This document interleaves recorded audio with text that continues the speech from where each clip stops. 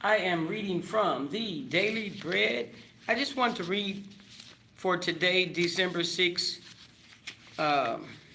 Tuesday. And this is the Daily Bread. It starts in December.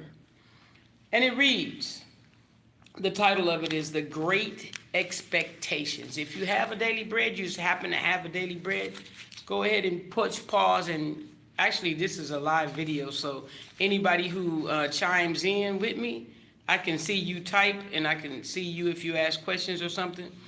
So anyway, we're going to go now. It says Luke chapter 2, verse 25 and 25 through 32.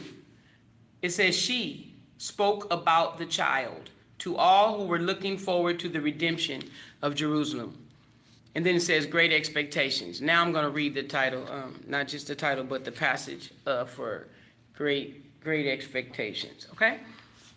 On a busy day before Christmas, an aged woman approached the mail counter at my crowded neighborhood post office. Watching her slow pace, the patient postal clerk greeted her, "Well, hello, young lady." His words were friendly, but some might hear them saying that the younger is better. Okay, don't ask me what that means. The Bible inspires us to see that advanced age, can motivate our hope.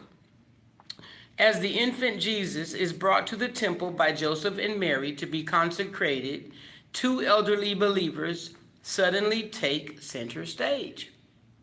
First, Simeon, who had been waiting for years to see the Messiah, took Jesus in his arms and praised God, saying, "Sovereign Lord, as you have promised, you may now dismiss your servant in peace.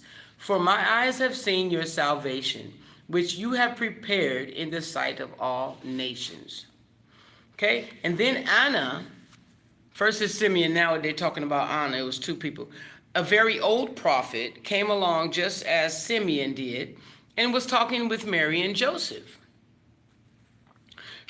A widow who had been married only 7 years. She had lived in the temple to age 84. Never leaving, she worshiped night and day. Imagine that. Living in the temple, that dedicated and devoted to God. Never leaving. Wow. And she worshiped night and day, fasting and praying.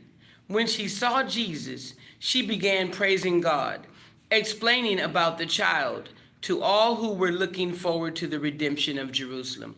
These two hopeful servants remind us to never stop waiting on God, no matter our age, no matter how old you are. These two servants, Simeon and Anna, it says Anna, Simeon and Anna, she was only 84 years old, and they said she was very old.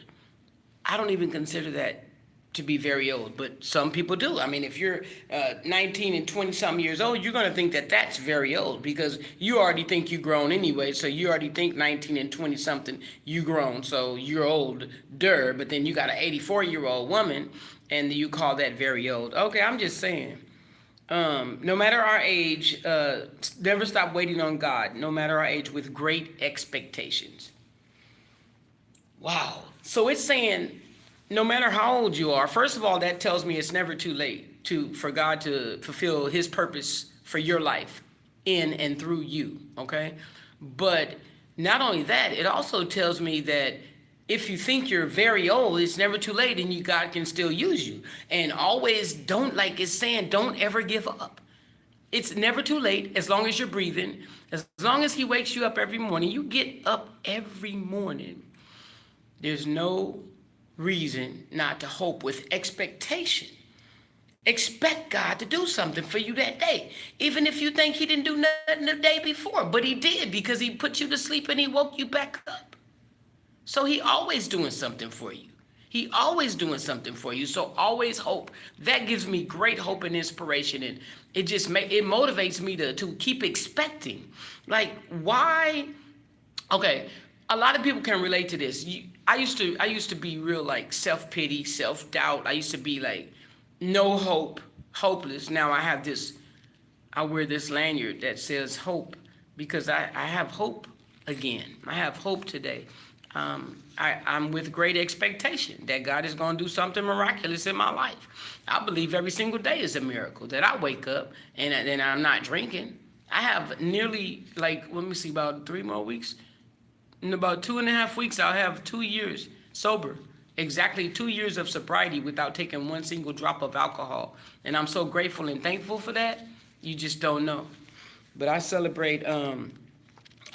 So what the title of this was, we read out of the Daily Bread, Great Expectations, and we read December 6th, Tuesday, 2022. And at the bottom, at the bottom it says, what lessons have you learned from elderly believers about God's faithfulness? Write that down in the comments if you are so bold and brave. Be courageous and bold for God. So go ahead. Nobody knows you. Type in the comments what you believe that you have learned from elderly believers about God's faithfulness, okay? And how does their hopefulness inspire you? And it says, if you will, read this after me. Repeat after me. It says, Dear faithful Father, when I lose hope, remind me to wait expectantly for you. When I lose hope, yeah, you can use hope too. But when I lose hope, remind me to wait expectantly for you, Father, to do something miraculous, to do something miraculous and with expectation in my life. Thank you for waking me up this morning. Thank you for waking us up this morning. Use me today as a vessel. Just use me. I'm just a vessel being used. Can you say that? I'm just a vessel being used. And you better know you're being used in a good way. And you will be rewarded for that too. And then blessings come later than you expect them. You know, sometimes quickly, sometimes slowly, but sometimes painfully. That's a word that we got to live with because it's a part of life.